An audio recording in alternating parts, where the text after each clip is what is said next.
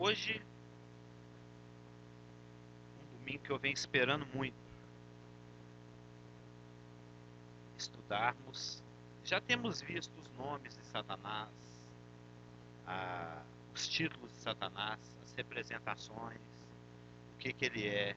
Vimos que ele é uma pessoa, que ele pensa, que ele sente, que ele planeja, que ele tem vontade.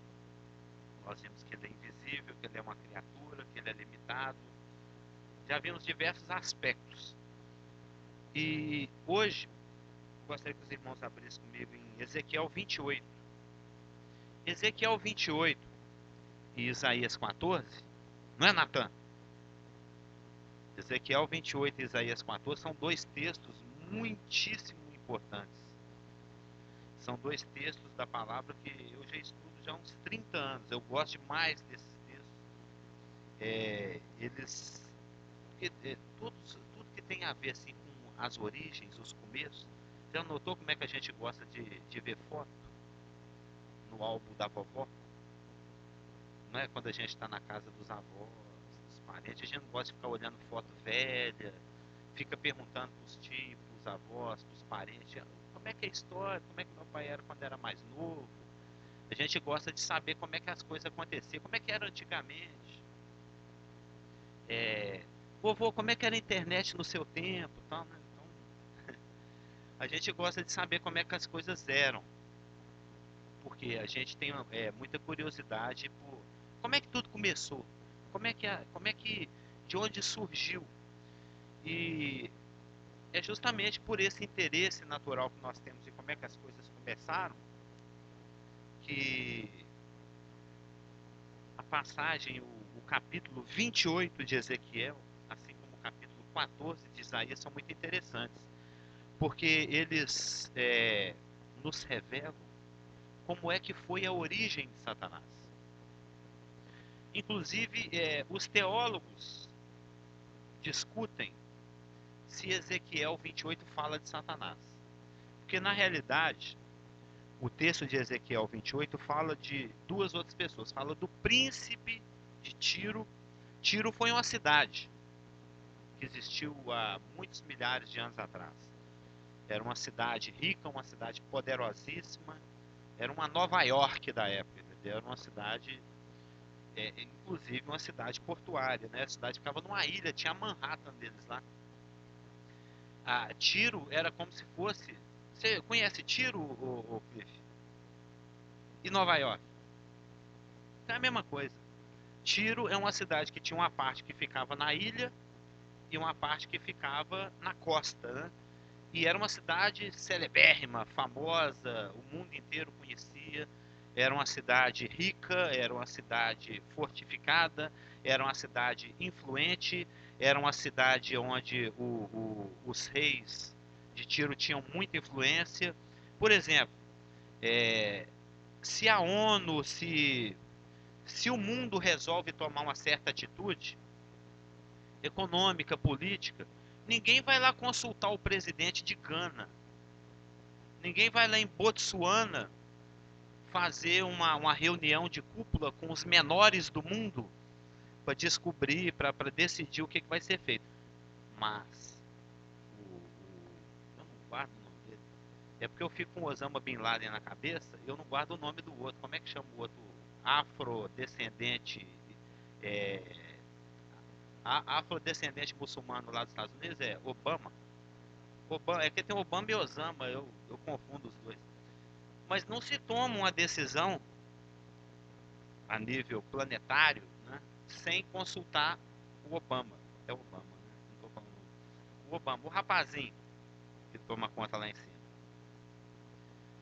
E. Oi. Pois é que eu não lembro o nome dele. Aquele grande homem que governa o norte do planeta, ninguém toma uma decisão sem que a opinião dele seja consultada. Por quê? Porque ele governa um país de influência mundial. A mesma coisa era com Tiro. Há 2.500, 2.700, 3.000 anos atrás, a cidade de Tiro era uma cidade influente. Era uma cidade que determinava os rumos da economia mundial. Portanto, o rei e o príncipe de Tiro eram muito poderosos. E quando o homem ele tem poder, ele se acha. Vocês já notaram isso? Você pode ter um colega de serviço, né, lá num telemarketing qualquer da vida aí. Ela é uma simples atendente, mas no momento que fala assim, a partir de hoje você é gerente de 3, aí ela se acha. Aí a pessoa começa a achar que está morrendo na barriga, ela vai começar a achar que manda, porque ela subiu na gilete, portanto ela está uma gilete acima dos outros, né? Então a pessoa é típico do ser humano ele ficar cheio de si quando ele recebe nas mãos algum nível de autoridade. Em se tratando do príncipe e do rei de Tiro, que tinham muita autoridade, muito poder, eles chegaram a se tornar como que representações, como que tipos daquilo que aconteceu com Lúcifer. Alguém investido de tão grande autoridade que o coração se encheu de orgulho, se tornou uma pessoa altiva, uma pessoa que não se achava, uma pessoa que se tinha muita certeza. Elaine vai fazer uma pergunta, porque na gravação fica baixinho. Ah.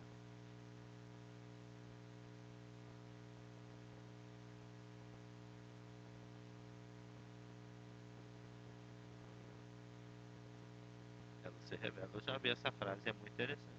A Elaine está comentando que se você quer conhecer uma pessoa, dá poder para ela, que aí ela se revela. E existem inúmeros relatos, inúmeros textos na palavra, que eles guardam uma similaridade com eventos maiores.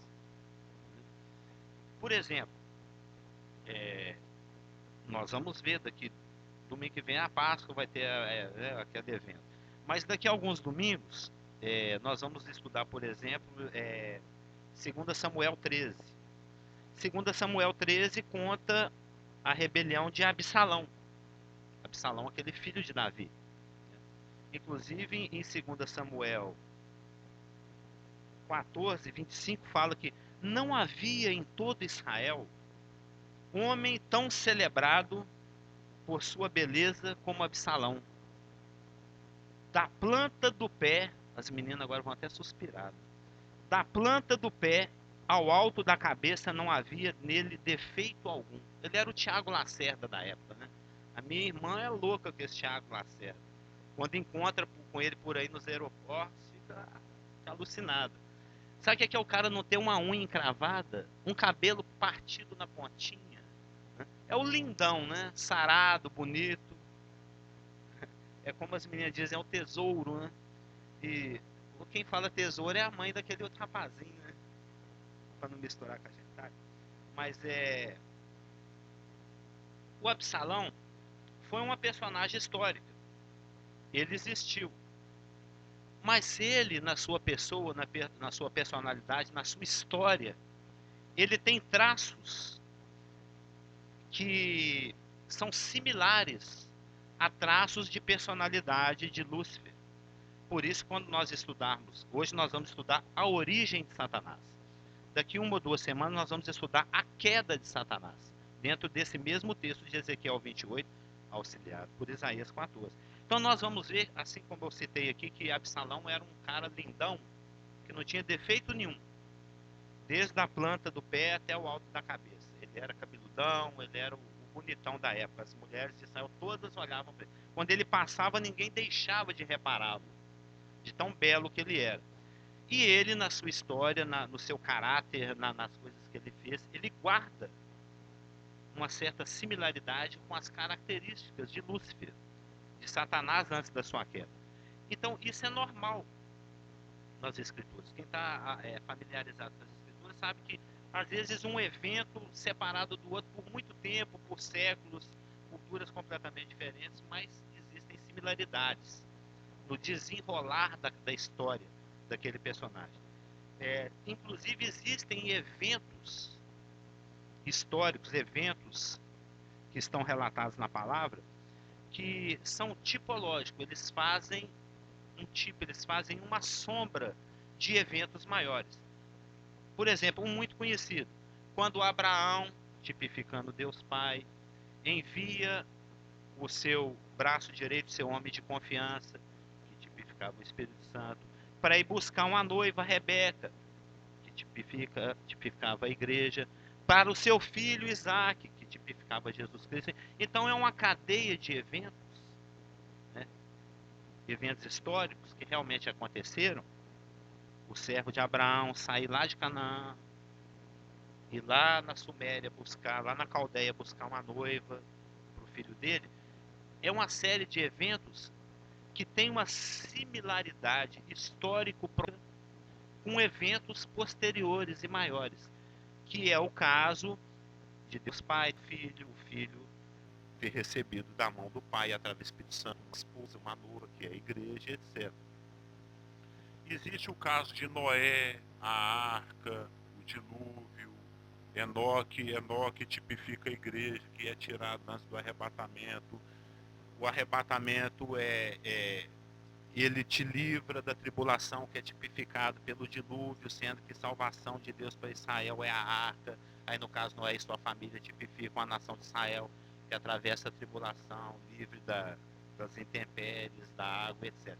Então existem, e são vários, existem inúmeros eventos históricos que guardam uma similaridade com eventos históricos proféticos maiores. Existe ainda um outro tipo de relato nas escrituras, e são vários tipos.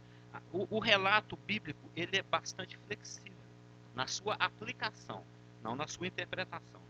Existe ainda um outro tipo de relato bíblico em que não o endereçamento da mensagem, mas o conteúdo, ele apresenta um significado que ultrapassa aquele personagem a quem aquele conteúdo está sendo destinado. Exemplo, a carta, o livro, né, o conteúdo aqui de Ezequiel 28, ele é endereçado ao príncipe e ao rei de Tiro. São personagens históricos, realmente existiram há 2.500 anos atrás. Mas as suas características, o seu comportamento, faz com que o conteúdo a eles destinado por Ezequiel ultrapasse o endereçamento. Ele é um conteúdo que também reflete, diz respeito a eventos, além dos eventos históricos que ocorreram com o príncipe e o rei de Tiro. No caso, são eventos que vão além do rei de Tiro, além do príncipe de Tiro, e vão mais atrás, lá na eternidade. São relatos que vão atravessando os séculos até atingir aquele que verdadeiramente governa. E nós vimos, através dos seus títulos, dos seus nomes e das suas representações, que Satanás é o verdadeiro governante desse mundo. Ele é o príncipe da potestade do ar. Ele é o Deus deste século. Então é ele quem realmente manda nesse planeta por enquanto. Então, atrás do rei de Tiro estava Satanás. Atrás do orgulho do rei de Tiro está o orgulho de Lúcifer, a altivez de Lúcifer, a rebelião de Lúcifer, a atitude de coração de Lúcifer. Ela passa para o rei de Tiro.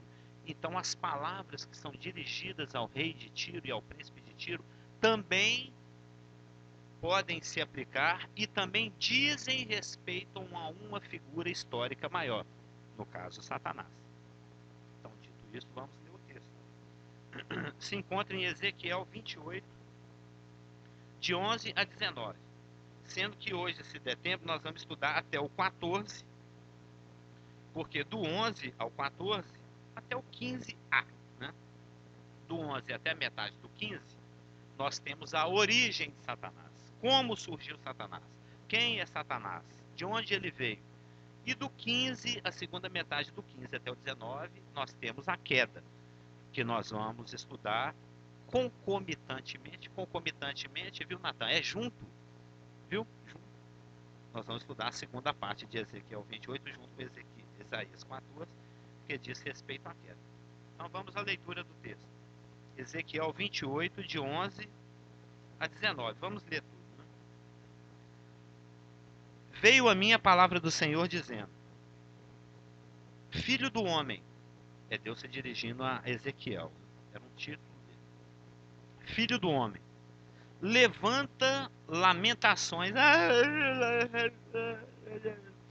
Levanta lamentações contra o rei de Tiro e diz-lhe: assim diz o Senhor Deus, tu és o sinete. Pensa, aqui nós estamos também vendo Lúcifer, Satanás antes da queda.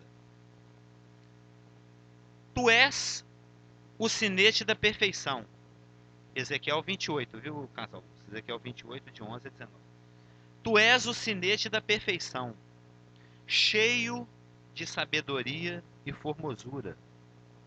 Estavas no Éden, jardim de Deus. De todas as pedras preciosas te cobria. Todas, todas, todas, todas. De todas as pedras preciosas te cobrias. Aí vai citar algumas, né? O sárdio, o topázio, o diamante, o berilo, o ônix, o jaspe, a safira, o carbúnculo e a esmeralda. De ouro se te fizeram os engastes e os ornamentos. No dia em que foste criado, foram eles preparados. Tu eras querubim da guarda, ungido, e te estabeleci. Permanecias no monte santo de Deus, no brilho das pedras andavas. Perfeito eras nos teus caminhos, desde o dia em que foste criado. Dan, dan, dan, dan. Até, agora vem a queda, né? Até que se achou iniquidade em ti, na multiplicação do teu comércio, se encheu o teu interior de violência e pecaste. Por causa de que te lançarei profanado fora do monte de Deus, e te farei perecer, ó querubim da guarda, em meio ao brilho das pedras. Elevou-se o teu coração por causa da tua formosura, corrompeste a tua sabedoria por causa do teu resplendor.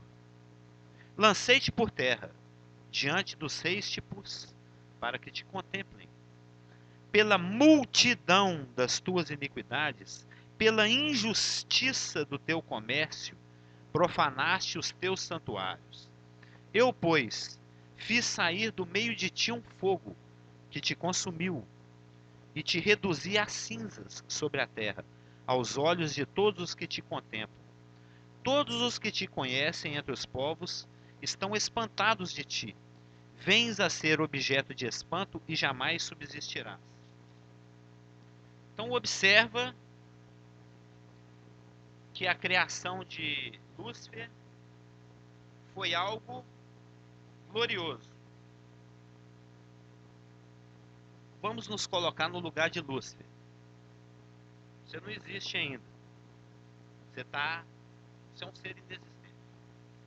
Aí, pela primeira vez na eternidade, você abre o seu olhinho.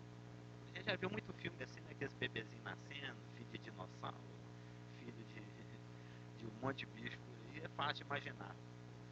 Aí, aquele ser chamado Lúcifer está no seu primeiro momento de existência. Ele está abrindo o olho. Ele está nascendo. Né? Você acorda, você olha, abre os olhos pela primeira vez, olha para o lado. Tudo é lindo, tudo é maravilhoso. Está bonito, está gostoso, está ótimo. Está uma maravilha. Tudo iluminado. Você está cercado de magnificência. A luz e a glória é a sua roupa. Quem me criou gosta de mim, né? Todas as pedras. As meninas ficam se achando quando tem 3 lantejoulas na calça. Já notou? Comprar calça caríssima porque tem meia dúzia de lantejoula. Põe um brilhinho no cabelo, já tá se achando. Então, brilhar é ótimo, né? É uma maravilha, tô brilhando. Imagina alguém que é criado com todo o brilho, toda a glória, toda a magnificência. Tudo de bom, né? Você olha pro lado, como diz o Geraldo, uau! uau, não é assim que vai, uau, nossa, que trem maravilhoso, tá tudo bom demais. Você é um cara totalmente transado, seu cabelo tá ótimo, seu visual é lindo, Deus é o seu chegado, ele te dá tudo de bom. E, ou seja, você olha sua roupa, você vê que você tá ótimo, você se sente o rei, né? Aí o Senhor te tira do berço, vamos colocar assim, levanta, te apresentar aqui pro resto da eternidade, aí você vai acompanhando. Aí você escuta simplesmente o Deus Todo-Poderoso, o Altíssimo, falando, te homenageando em público e falando assim, agora estou ungindo esse querubim aqui. Ele é o meu querubim Messias, ele é o meu favorito. Deixa eu apresentar aqui para vocês, gente. Esse aqui é o chefe de vocês tudo, ó. E mostra a Lúcifer. Como que essa pessoa se sente? Como você se sentiria? O Obama te homenageando, te aplaudindo, né? O maior do planeta falando assim, esse aqui é que é o cara, gente. E esse fica lá, né? O Lula é o cara, não, o cara é o Obama é o Lula. Aí junto o Lula e o Obama, agora é a Dilma, né? Falando assim, não, o cara é esse aqui, ó, esse querubim bonitão aqui, ó. Não tem defeito, desde a planta do pé até a cabeça. Assim foi criado Lúcifer. Alguém perfeito, alguém completo. Nós vamos olhar detalhadamente cada item aqui do texto, cada palavra, né? Começando pelo versículo 12, que diz o seguinte: Tu és o sinete da perfeição, cheio de sabedoria e formosura. Essa expressão, esse texto, só é bom frisar isso, esse texto de Ezequiel 28, ele é um texto muito florido, ele é um texto altamente figurativo, ele tem muita, aquele velho lance é o maior gato, né? Não quer dizer que é um Garfield assim, é o gato da hora, lembra do gato da hora?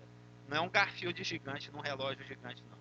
O gato da hora é uma forma de dizer que o rapaz é bonito e é ele que está mandando naquele momento, né? É ele que as garotas estão preferindo no colégio. Ele é a bala do momento, né? O biscoito do pacote. Então, a expressão que é traduzida por sinete da perfeição, nós temos lá no versículo 12, tu és, já começa assim, né? Tu és o sinete da perfeição, cheio de sabedoria e formosura. A palavra hebraica que é traduzida por sinete da perfeição significa, literalmente, para encher completamente um padrão, encher um projeto, né? Um pacote fechado no qual não falta nada. Ou seja, é algo sem deficiência. É bem equivalente ao nosso grego teleio, né? Que é traduzido por perfeito, por completo, aquele que em que não se falta nada. Quando Deus decidiu criar Lúcifer, ele, na realidade, quando Deus resolve criar, para tudo existe um limite, para tudo existe um padrão. O peixe nada, o passarinho voa, o homem é bípede, anda sobre seus dois pés, os anjos têm certas características, o homem tem certas características, os animais têm certas. Mas com relação a essa criatura, Lúcifer, esse querubim ungido, o padrão dele era mais amplo. O padrão dele era completo. Por exemplo, é aquela velha história, né? A menina ou é bonita ou é burra. É difícil você encontrar uma menina que seja inteligente e bonita. Não é assim, você arranja alguma coisa e fala, puxa, isso é muito bom, pena que não é assim assado. Eu arranjei um namorado, ele é muito bacana, pena que ele é feio. Eu arranjei um namorado, ele é muito bonito, pena que ele é burro. Eu arranjei uma garota, que sempre está faltando alguma coisinha. Né? Eu não sou o marido completo, infelizmente. O caso Augusto eu suponho que também não. Mas deve ter alguma coisa, por exemplo, que a Márcia fala assim, nossa, eu gosto muito que o Cliff é assim assado, mas pena que ele seja... Né? Algo que você gosta, mas tem uma outra que você quer consertar. Isso é normal entre cônjuges, mas com o Lúcifer não era assim. Não tinha um si, não tinha um senão. Não, ele é muito bonito, pena que ele é burro, não. Ele é lindíssimo e inteligentíssimo. Ele tem toda a formosura e toda a sabedoria. Ele tem tudo o que é necessário externamente e tudo o que é necessário internamente. Ele é um projeto completo. Ele é um padrão sem limite. Ele é algo no qual não se falta nada, não se censura. Naquele momento em que Deus estava criando as coisas, ele decidiu criar um ser perfeito assim. Por que ele quis isso? Não sabemos. Mas ele quis criar, ele quis trazer à existência a criatura perfeita. No caso, Lúcifer. Então, quando os anjos, os homens e os animais foram criados, eles foram enchidos proporcionalmente com parcelas de certas qualidades, mas não toda a qualidade. Com Lúcifer é o contrário. De acordo com o hebraico, o sinete da perfeição é aquele padrão no qual não falta nada, aquele projeto completo, aquele em que tudo é total. Isso significa que de todos os seres criados, Lúcifer, que se tornou Satanás, é muito de longe, o mais sábio e o mais formoso de todos os seres que já foram criados. Tudo que todos os outros seres criados têm parcialmente, ele tem totalmente. Nele não falta. Então, ele é da parte de Deus o padrão para ser imitado. Era isso que Deus estava estabelecendo no dia. Depois que Lúcifer caiu, que ele se tornou Satanás, que Deus resolveu desembolar, né, abrir, dar desenvolvimento, o desenrolar de outros planos, inclusive o plano da salvação, de fazer convergir em Cristo todas as coisas na plenitude dos tempos, que isso aí já são planos B, são planos alternativos de Deus. Né? Nós vamos estudar o plano de Deus mais para frente. Hoje nós sabemos que Cristo é o padrão, Cristo é a referência da igreja e da humanidade como um todo. Mas antes da criação da humanidade, antes que o homem caísse, antes que se fizesse necessário o plano de redenção, Lúcifer era o padrão. Se alguém quisesse ser alguma coisa, era para Lúcifer que os outros anjos, que os querubins, que os serafins olhavam. Ele era a referência que Deus criou para que os outros se moldassem, para que os outros se espelhassem. Inclusive, a palavra sinete, quem já leu Esther, quem já leu Esdras, Neemias, aqueles livros, ou quem conhece um pouquinho de história e de geografia bíblica, sabe que os reis na época eram assim. Eles tinham um anel chamado sinete. Uma carta é enviada, por exemplo, eu quero mandar uma carta para um pastor lá nos Estados Unidos e eu vou usar o Cliff como meu portador. Já que ele está viajando lá para os Estados Unidos, eu vou pegar uma carta. Falou, Cliff, por favor, entrega lá para o John. Aí você leva uma carta para o John, fazendo um favor. Para que se garanta, não que eu não confie no Cliff, mas para que se garanta que esse conteúdo chegue íntegro, não chegue faltando nada, vamos dizer que eu vou mandar reais para os Estados Unidos, vou mandar uns reais no envelope lá para o John, né? Para que esse conteúdo fique intacto, chegue todas as notas lá, não que eu desconfie do Cliff, mas é porque era praxe, né? Eu pegava eu pegava uma vela derretida, ia pingando aquele monte de vela, aí fica aquela coisa molinha, né? Aquela parafina molinha. Eu pego o meu anel, que tem um C, um H e um A, de Carlos Amil de Almeida, vou lá, espremo aquela, justo ali onde o envelope fecha, viu, gente? Vou lá com o meu sinete, põe a minha marca. Se aquilo for rompido, sabe-se que a embalagem foi violada. Portanto, o conteúdo pode não estar íntegro. Deve estar faltando dinheiro. Mas, se a carta chega com a parafina sem ter sido arrebentada, e ainda dá para se ler lá o C, o H e o A, as minhas marcas do meu anel, do meu sinete, então está garantido. Quem mandou isso foi realmente o rei Carlos do Brasil, mandou aqui para o John dos Estados Unidos. A mesma coisa, o rei da Pérsia, da Babilônia, de qualquer que fosse um país da época, de Israel, cada um tinha o seu sinete, o seu anel de autenticação. Hoje em dia a gente vai no cartório, paga lá R$4,20 e poucos centavos, eles dão 4 e alguma coisa, né? Eu autentiquei algumas desses dias. Você paga lá R$4,50, o escriturário vai lá, dá a cinetada dele, né? Ele dá aquela carimbada e ele autentica, ele confirma, ele afirma publicamente que aquilo ali é verdade e dou fé. Não é assim escrito? É verdade e dou fé. Então, esse sinete, ele era uma garantia de autenticidade, uma garantia de veracidade. Ele era o padrão, era aquilo ali que determinava o que era autêntico, o que era verdadeiro. Lúcifer era esse anel no dedo de Deus. Ele era o sinete, ele era a autenticação de Deus, ele era o padrão de Deus, ele era o anel carimbo no dedo do Altíssimo. É através dele que Deus assinava, é através dele que Deus aprovava, era através dele que Deus determinava se a coisa estava boa ou se não estava. Ô Senhor, eu chegava lá um serafim, né? Senhor, eu estava lá em casa pensando e eu compus esse hino aqui para ti. Posso cantar um hino que você já apresentou para o querubim ungido? Está dentro do padrão? Ele já autenticou? Ele já assinou embaixo? Ele já concordou com isso? Não, então vai lá e conversa com ele. Você vem aqui. Ou seja, ele era a referência, o padrão. Tudo que precisava ser imitado estava nele. Tu és querubim ungido, sinete da perfeição, cheio de sabedoria e de formosura. Estavas no Éden, versículo 13, jardim de Deus, de todas as pedras preciosas te cobrias. Bem, já deu para observar, nós lemos o texto aqui, né? Sárdio, topázio, só diamante, né?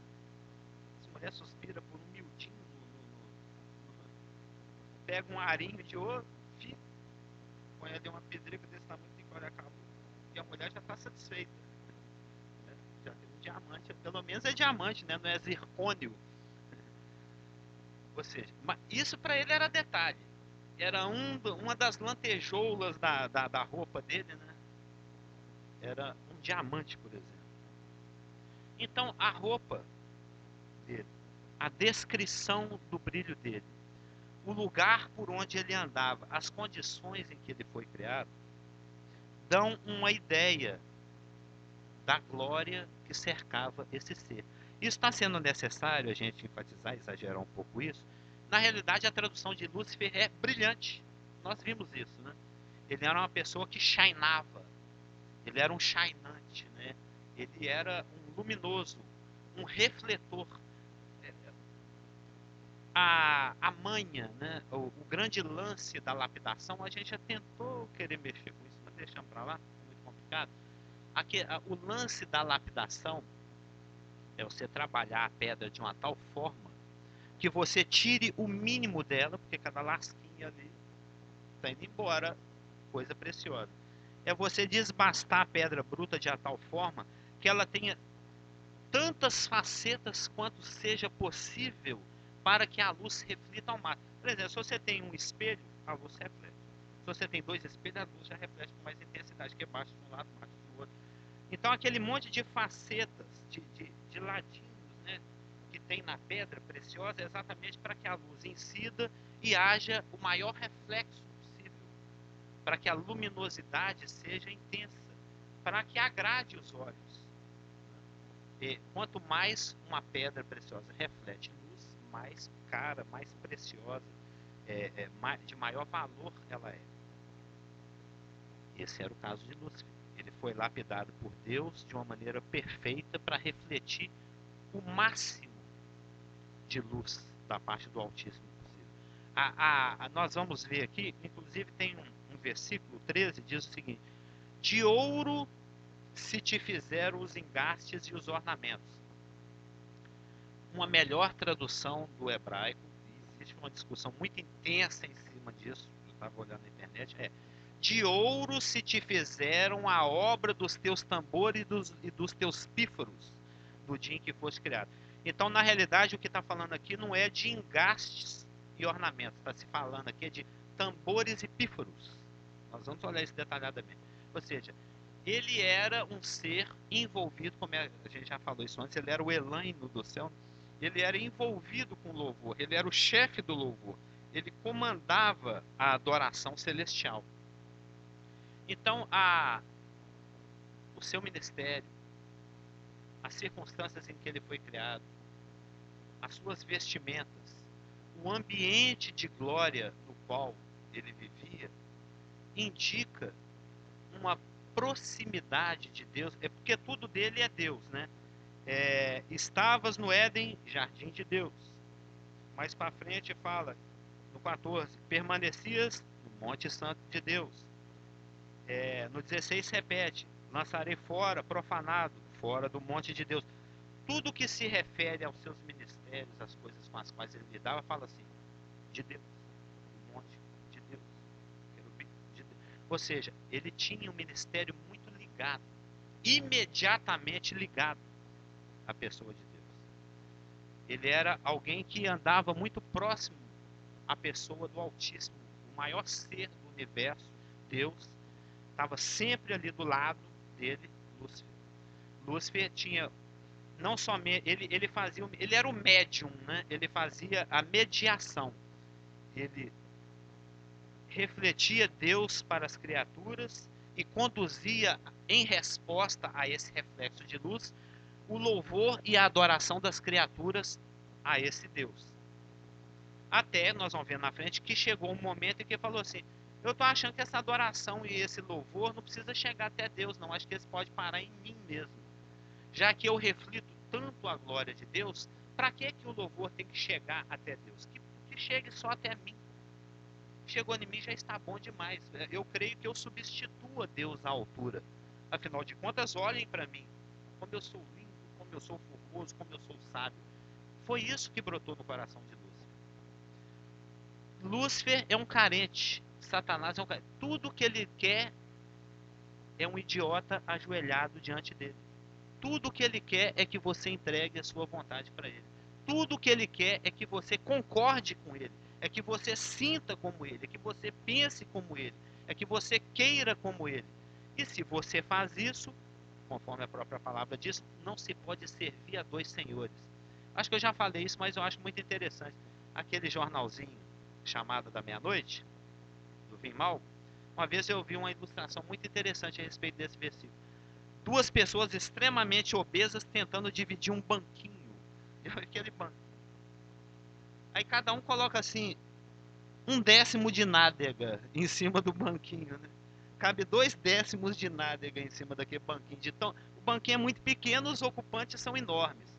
Não se pode servir a dois senhores. O banquinho seria o seu serviço, a sua disponibilidade.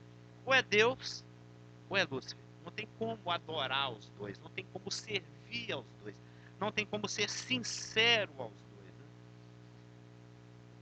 Estavas no Éden.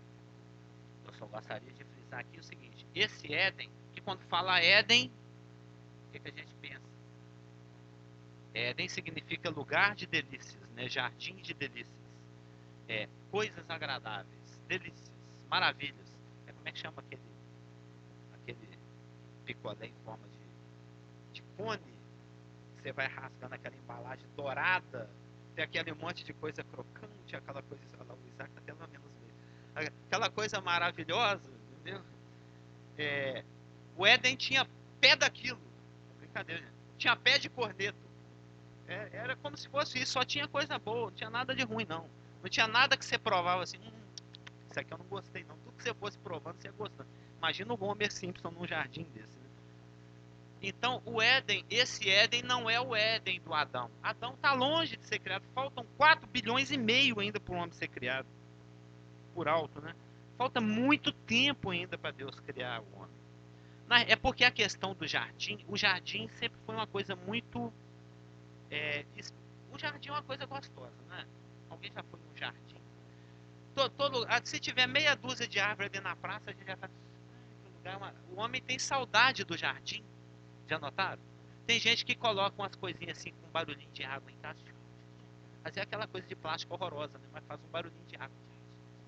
Diz que ajuda a dormir, desestressa, que é gostoso, que é bom. Quando você chega num lugar assim que tá, a grama tá bonitinha, as árvores estão bacanas, estão floridas, os passarinhos estão... Não dá um bem-estar? A gente gosta. O que é preferível? Aquele ponto de ônibus que é solão danado, não tem nenhum lugar, você fica escondendo ali atrás do ponto.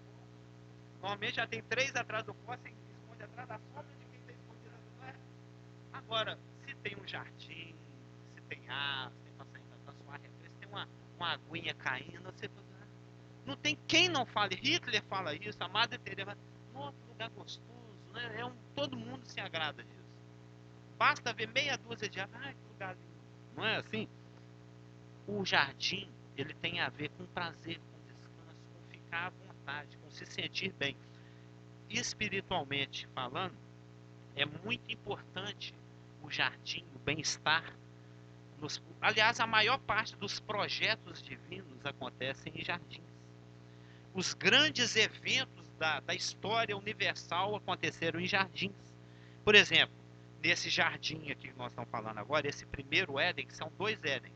Tem o Éden mineral, o Éden de Lúcifer, e o Éden ecológico, vamos colocar assim, né? Que é o Éden de Adão, que veio muitos bilhões de anos depois. Mas, por exemplo, nesse jardim original, é onde Lúcifer foi criado e onde ele caiu, e onde foi dado início o pecado universal, que é um evento importante. Foi no jardim ecológico que Adão foi posto, onde as coisas aconteceram, onde foi dado início ao pecado humano, não o pecado universal, que também é um fato importante. E só para fechar, mas por fim foi lá no jardim do Getsemane, num jardim adjacente lá ao lugar de crucificação, que Cristo agonizou, suou sangue, experimentou já os prelúdios da separação de Deus, que ele ia padecer na cruz por 3 horas, quando o sol se apagou. E foi num jardim que ele tomou a decisão, muito boa, de redimir toda a humanidade. Senão nós não estaríamos aqui e estaríamos a caminho do inferno. Então grandes decisões foram tomadas em jardins. Sem contar que tem um jardim bacana esperando nós lá na Nova Jerusalém, do qual Cantares faz uma sombra.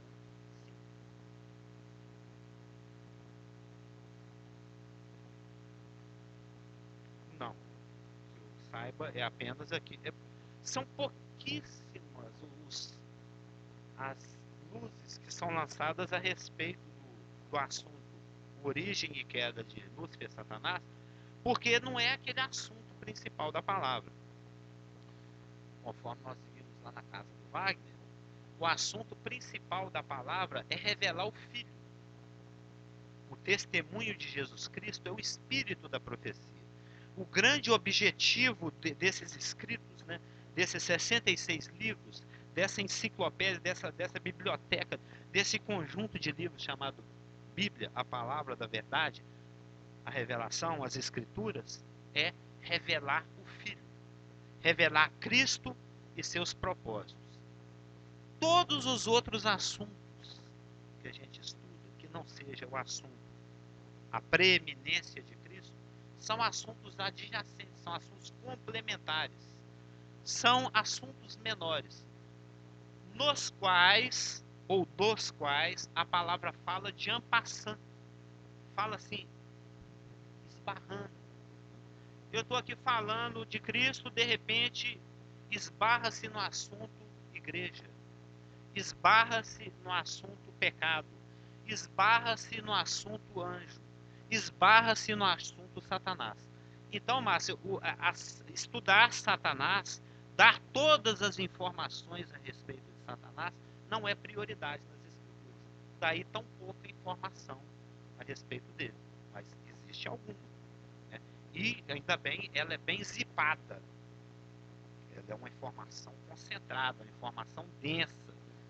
Você vê, nós estamos aqui, por enquanto nós estudamos um versículo. Nós estamos no 12, querendo entrar no 13, né? Nós vimos apenas que ele é sinete de perfeição, cheio de sabedoria e formosura. Estamos entrando no 13. Estamos aqui vendo a questão de que não confundamos esse Éden do qual você está falando, bom dia, não é o Éden ecológico. O Éden cheio de folha, cheio de passarinho, com cobra, lagarto, leão, passeando, que era o jardim de Adão. O jardim de Adão é vegetal, é ecológico, é outro jardim. Esse jardim que nós estamos falando aqui é um jardim mineral, que existiu há milhões, bilhões de anos, lá quando Lúcifer foi criado. Ele é o ambiente, ele é o habitat desse querubim ungido, né? Para que nele ele pudesse exercer o seu ministério. Sim, à vontade.